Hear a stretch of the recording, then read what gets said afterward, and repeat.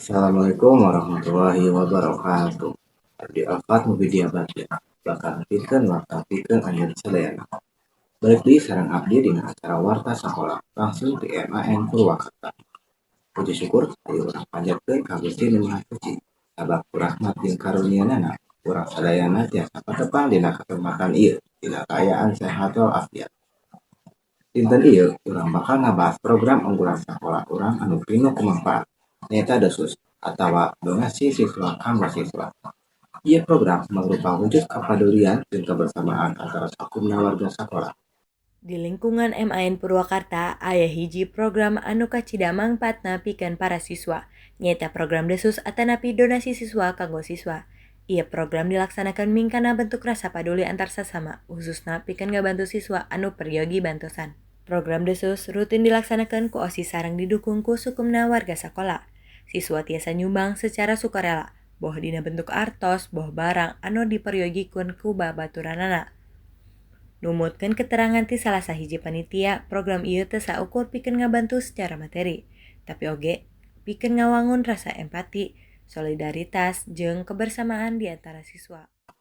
Pikeun menangkeun keterangan anu langkung jelas, ayo urang dangukeun laporan di wartawan urang, Sylvia Herdian. Wilujeng enjing para pamirsa, bagja pisan abdi tiasa patepang deui sareng anjeun dina laporan kagiatan dinten ieu. Dina kasempatan ieu abdi bade ngalaporkeun salah sahiji kagiatan anu lumangsung di lingkungan sakola, nyaeta DOSUS atanapi donasi siswa pikeun siswa. Program ieu mangrupa wujud kapedulian nyata ti para siswa pikeun ngabantu rerencangan anu peryogi bantosan. Ngaliwatan kagiatan ieu, siswa diajak pikeun numbuhkeun rasa empati, kabersamaan sareng sumanget silih bagi ti mimiti. Pikeun terang leuwih jentreng ngeunaan kagiatan ieu, ayeuna urang bade wawancara sareng salah sahiji narasumber tina perwakilan MPK OSIS. Sareng saha namina? Nami abdi Aulisya Balkis. Di dieu abdi bade naroskeun babaraha patarosannya. Anu kahiji, dupi tiasa dijelaskeun naon eta program DOSUS sareng naon tujuanana. Program DOSUS teh nyaeta program anu diayakeun ku pengurus MPK OSIS pikeun mantuan para siswa dina ngadakeun acara atau kegiatan di sekolah. Saha wae anu kalibat dina kagiatan ieu? Anu kalibat teh nyaeta aya pengurus MPK OSIS salaku anu ngatur sareng ngalola dana DOSUS jeung para siswa-siswi anu masihan sumbangan dana DOSUS. Iraha sareng di mana kagiatan ieu dilaksanakeun? Dilaksanakeunna di sekolah tepatna di kelas dilaksanakeun sabulan 2 kali nyaeta di minggu kadua jeung kaopat. Naha kagiatan ieu penting pikeun dilaksanakeun? Dana anu kakumpul teh digunakeun pikeun ngalancarkeun kagiatan siswa sapertos porak, pekan olahraga antar kelas, bazar, jeung anu sanesna. Kumaha proses pangumpulan sareng panyaluran donasina? Pangumpulan dana DOSUS teh bakal dipentaan ku perwakilan pengurus MPK OSIS ti unggal kelas. Penghitunganna eta dana DOSUS teh nu geus kakumpul bakal dietang ulang ku penanggung jawab DOSUS sareng bendara OSIS. Nah, laporan hasilna bakal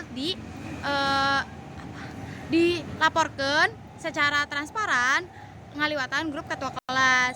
Nah, pamakeanna eta dana nu geus kukumpul teh digunakeun pikeun ngalancarkeun kagiatan jeung digunakeun sakumaha mestina. Salian ti eta kagiatan eta dana teh bakal digunakeun upami aya siswa-siswi anu kena musibah. Pihak MPK OSIS bakal masihan bantos ngaliwatan dan eta. Hatur nuhun kana katerangan anu parantos dipasihkeun. Sakitu laporan ti abdi ngeunaan kagiatan DOSUS atanapi donasi siswa pikeun siswa. Dipiharep kagiatan ieu terus tiasa numbuhkeun rasa kapedulian sareng kabersamaan di kalangan siswa. Abdi Sylvia Herdiani ngalaporkeun. Hatur nuhun ka Sylvia jeung ka sadaya tim anu parantos nyiapkeun laporan ieu kalayan sae. Sakitu wae warta anu tiasa abdi sampaikeun dina dinten ieu ngeunaan program DOSUS atawa donasi siswa kanggo siswa. Hapunten pisan lamun aya pecah-pecah atawa katerangan anu kirang meunah atawa kirang lengkap. Mugia informasi ieu tiasa kasihan manfaat sarta ngajurun urang sadayana pikeun tetep aktif sarta ngajaga semangat kebersamaan dina kahirupan sapopoe. Abdi pamit dugi ka katapang deui dina kesempatan saterakhir. Wassalamualaikum warahmatullahi wabarakatuh.